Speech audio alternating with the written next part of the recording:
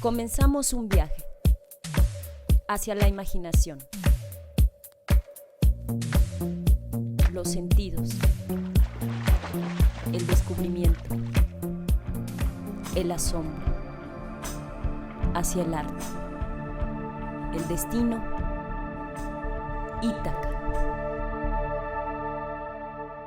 Y en el momento en que logré superar el terror de salir a escena, sentí que era un placer extraordinario, ¿no? Y bueno, y ahí me quedé. El cine documental no es ese que muestra las cosas de la realidad, es el que muestra la realidad de las cosas. ¿Dónde está la oscuridad? ¿Tú la has visto? ¿En qué lugares te encuentras con ella? La lectura de este cuento breve. El arte de los títeres no es de ninguna manera un arte menor, es uno de los grandes artes y en manos de Carlos Converso es un arte que le da vida a la misma naturaleza humana. Carlos Converso ha sido dramaturgo, director, es creador de sus propios títeres, es un hombre que ha dedicado su vida a esta labor que no solamente es llevada a los niños como comúnmente se ha venido realizando a lo largo de la historia de los títeres, sino que en su propio trabajo nos demuestra que la naturaleza humana, decía yo, el espíritu humano, todo aquello de la creación artística recae y lo podemos ver a través de los títeres de Carlos Converso.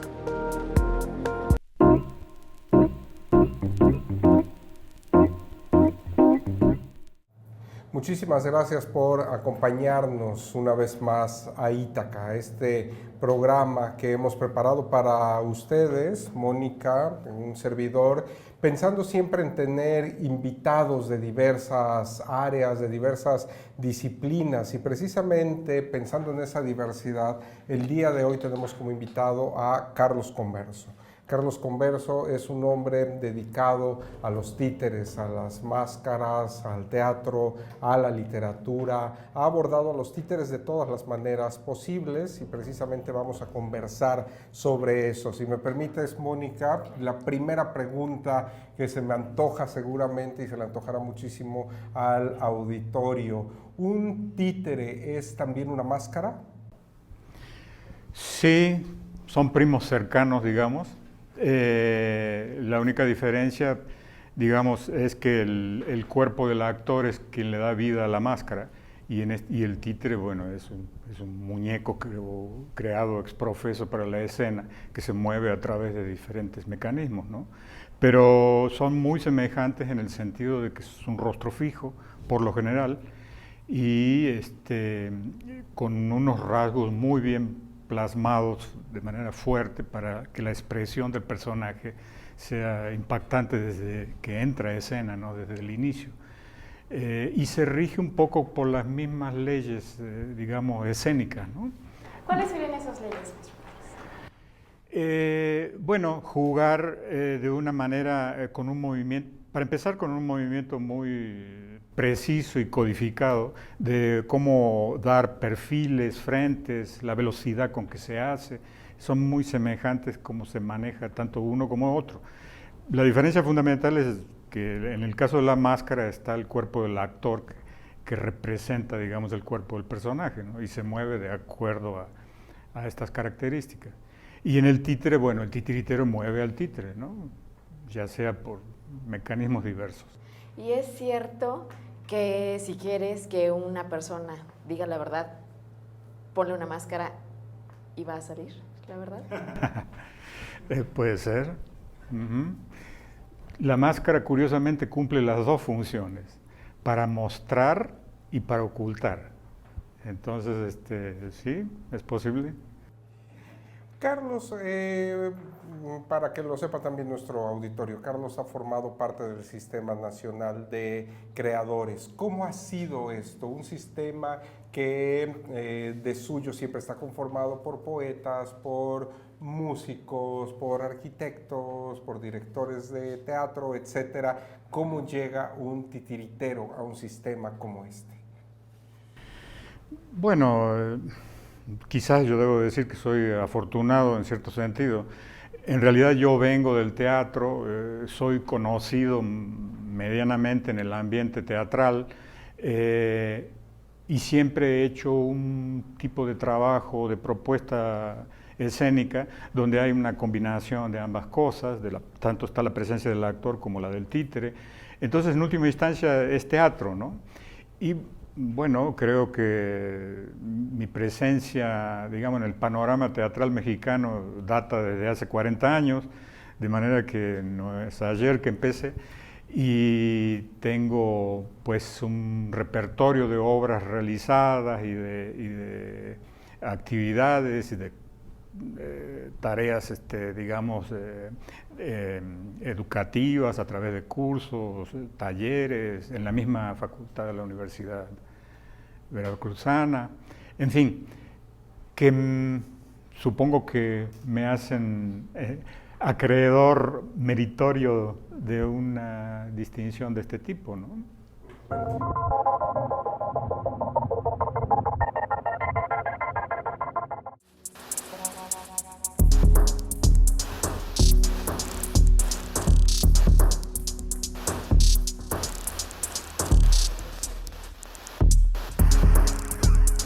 Con el seudónimo de Lemony Snicket, el escritor estadounidense Daniel Handler nos narra la historia de Laszlo en su obra La Oscuridad.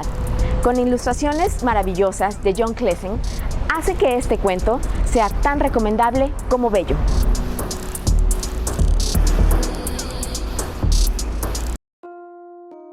¿Quién no recuerda ese tiempo de niñez? Sobre todo en las noches, cuando mamá, después de decirnos el hasta mañana acostumbrado, apagaba la luz y todo quedaba oscuro. Entonces, preocupado y temeroso, quería saber ¿dónde estaban mis manos? Y la repisa donde aguardan algunos juguetes. ¿Dónde están todos? No hay ruidos, pero sí mucho silencio. Silencio. Shh. Que ha llegado la oscuridad. Es el título del libro escrito por Lemony Snicket e ilustrado por John Claesen y recientemente publicado en México por Océano Travesía. Laszlo vivía en una casa muy grande, de largas escaleras, ventanas transparentes y frías, y un enorme techo que rechinaba. ¿Se tratará de algún cuento de terror o de algún relato que busca provocar en el lector aún más miedo a la oscuridad? En este caso, y particularmente en este libro, el autor plantea una historia distinta. El niño Laszlo busca la oscuridad por todos los rincones y lugares. ¿Estás ahí? ¿Quieres saber? ¿Dónde está la oscuridad? ¿Tú la has visto? ¿En qué lugares te encuentras con ella? La lectura de este cuento breve podrá llevarte al interior de una gran casona para que le hagas compañía a Laszlo. Podrá el lector tener la seguridad de sentirse tan cerca del niño protagonista cuando éste anda en busca de la oscuridad, y es la oscuridad la que le contesta y lo guía. El ambiente gráfico que proponen las ilustraciones creadas por John Claesen llevará al lector a recorrer los espacios de una gran casona. Se podrá dar cuenta que Laszlo pareciera que vive solo, no hay otros personajes cerca de él, y eso también se percibe en el texto. Entonces, la soledad está junto a la oscuridad.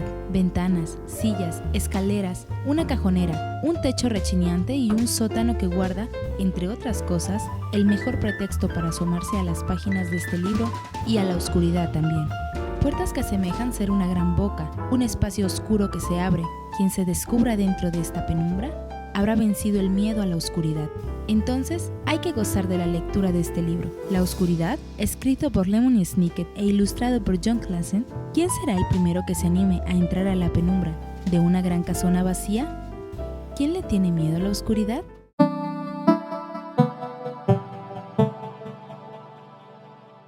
Carlos, y decidiste establecerte en Jalapa. Sí, exactamente. Después de 10 años de vivir en el DF, en la Ciudad de México ahora, nos vinimos a Jalapa pensando en tener una vida más tranquila, porque teníamos hijos pequeños,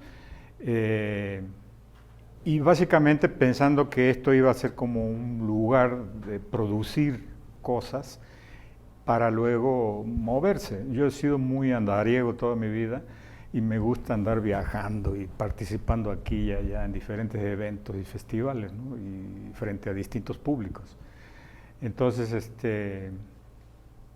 hace 30 años exactamente, este año cumplimos 30 años de estar aquí en Jalapa, ¿no? Oye, ¿y cómo se da? No quiero decir este brinco porque es también el arte del títere, es también parte del teatro. ¿Cómo se da este puente? ¿Cómo pasas del teatro directamente al teatro de títeres?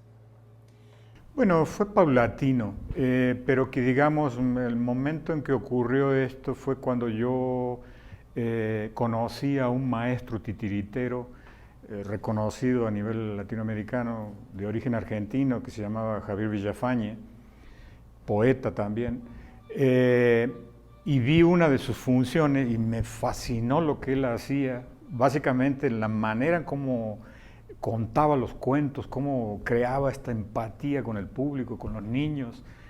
Y entonces dije, yo tengo que aprender de esto y me le pegué durante un tiempo tratando de pues, aprender a hacer los títeres, a construirlos y a ver cómo trabajaba él, ¿no? Su forma de trabajo.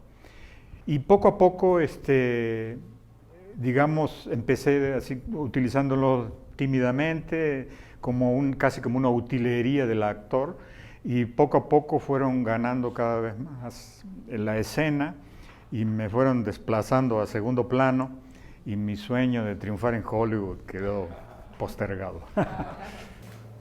Y yéndonos un poquito más atrás, ¿cómo es que surge tu interés por ser actor y en la infancia y en tu juventud?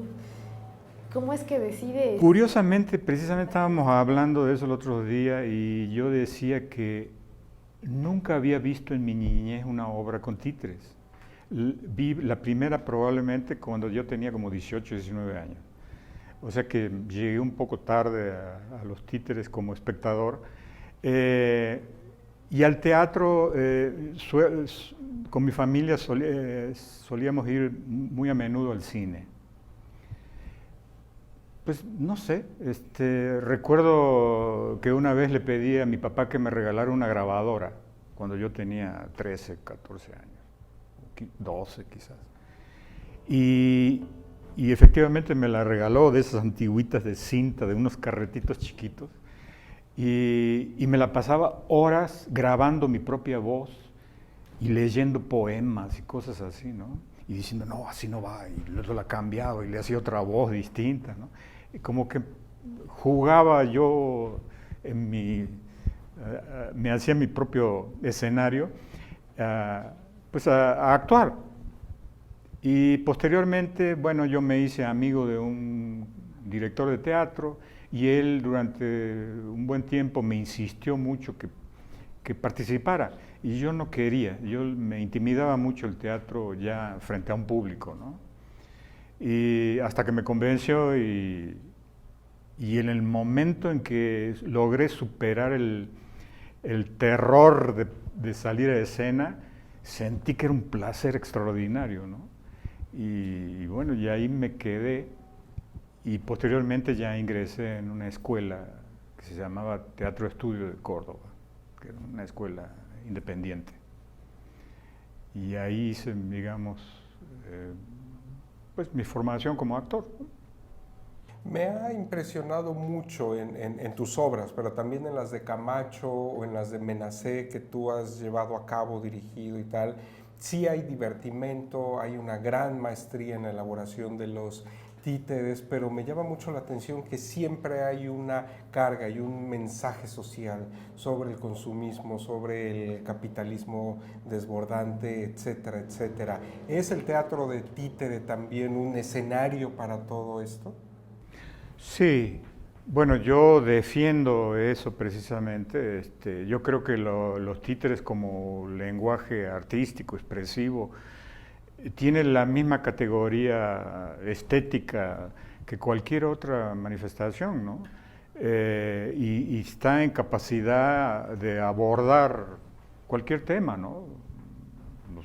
Los grandes temas del teatro shakespearianos, pueden hablarlo y jugarlo los títeres, ¿no? El amor, la muerte, el poder, la vida, la sobrevivencia, etcétera, ¿no?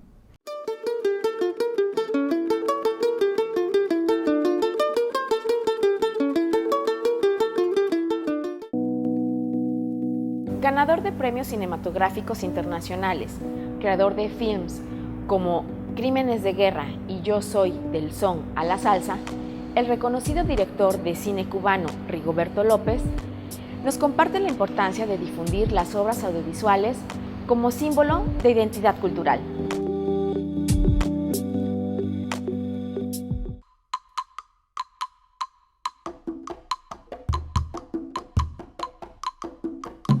Soy Rigoberto López, un cineasta cubano, un director de cine de Cuba. Y llevo unos, 46 años vinculado al ICAIC, al Instituto Cubano del Arte y la Industria Cinematográficos, es decir, al movimiento del cine cubano, del cine latinoamericano. Bueno, he realizado alrededor de unos 30 films documentales, también 2 largometrajes de ficción.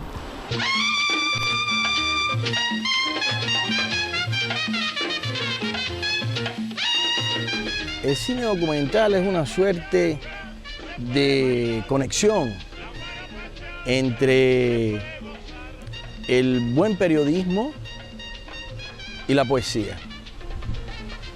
Es decir, o para decirlo de otro modo, el cine documental es una historia dramática que es real. Es la operación en la cual un autor, un hombre detrás de la cámara, utiliza la realidad para contar una historia. No se trata de reproducir la realidad tal y como es. No se trata de hacer que la realidad se vea a través de las cosas. O para decirlo de otra manera, el cine documental no es ese que muestra las cosas de la realidad, es el que muestra la realidad de las cosas. Obviamente, cuando hago ficción o cuando la hago a partir de que hay historias que he decidido contar a través del cine de ficción, como en otros momentos he contado historias desde el cine documental. Permítame ayudarle. ¿Cuál es el problema? Ah, sí. Gracias. Esa no es mi cuenta. Yo solo pedí un cappuccino. Ah. En fait, le monsieur a commandé juste un cappuccino visible dans le menu, donc je crois qu'il y a un problème avec l'addition. En el caso, por ejemplo, de mi más reciente película, que es Vuelos Prohibidos, es una historia de amor, una historia romántica, intimista, para propiciar desde ella una reflexión sobre la realidad cubana, la más contemporánea, la que hemos estado viviendo los cubanos en estos últimos, 30, 40 años, 50 años. Y es una historia, yo diría que de aliento absolutamente romántico, poético, etcétera, pero siempre tratando de que sea esta historia una historia que provoca un diálogo del espectador con las ideas que los personajes intercambian en la historia. Hace algunos años, cuando yo era un joven asistente de dirección en Cuba, tuve la ocasión con otros compañeros, con otros colegas, tuve ocasión de tener un encuentro, de almorzar con el maestro Sidney Pollack, el importante cineasta norteamericano. Y recuerdo que le dije a Pollack, maestro, ¿por qué usualmente sus películas son historias de amor? Y me dijo algo que no he olvidado y me parece una lección. Me dijo, ¿y tú nunca has pensado que no hay nada más político que una historia de amor? Bueno, en realidad en mi país todos somos un poco filósofos, un poco poetas y hasta un poquitico locos. ¿Y cuál es su país? Soy cubano, mi nombre es Mario.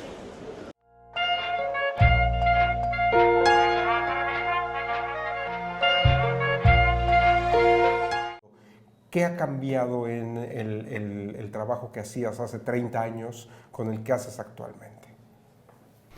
Bueno, yo sí creo en general en el arte y en las artes escénicas y particularmente en los títeres, hemos ido hacia una especie de, llamémosle entre comillas, de teatro totalizador que incorpora o fusiona otros lenguajes, ¿no? Por ejemplo, es muy común hoy en día ver ya espectáculos de títeres donde hay actores presentes o incluso actores con máscaras y títeres. Hay danza también, danza y títeres, bueno, música ni hablemos, y multimedia, proyecciones, películas, videos, en fin, ¿no? Ilusionismo. Entonces, actualmente hay unos espectáculos muy complejos, ¿no? Y que utilizan todas estas técnicas, ¿no? Entonces, en este sentido, sí, yo diría que nos hemos visto influenciados. De hecho, yo en mis obras últimas utilizo proyecciones de video, por ejemplo, ¿no? Y diferentes recursos. Máscaras es algo que siempre, de alguna manera, he usado en mayor o menor medida, ¿no? Y la presencia del actor, obviamente. A veces músicos en vivo. Entonces, digamos, la imagen del titiritero tradicional que está escondido detrás de un teatrino y va y saca sus títeres hacia arriba, ¿no? Este titiritero andariego que va de pueblo en pueblo, del cual Serrat nos canta, sigue presente, pero ya ha quedado un poquito atrás, ¿no? Ahora, pues se experimenta con todas estas cosas, ¿no? Y se hace estas fusiones de lenguajes, ¿no? Claro. Pues desafortunadamente el tiempo se nos ha terminado y Rodolfo, si me permites, para cerrar con Carlos, vamos a hacerte la pregunta clave del programa. ¿Cuál es tu Ítaca? ¿Hacia dónde vas? Ay.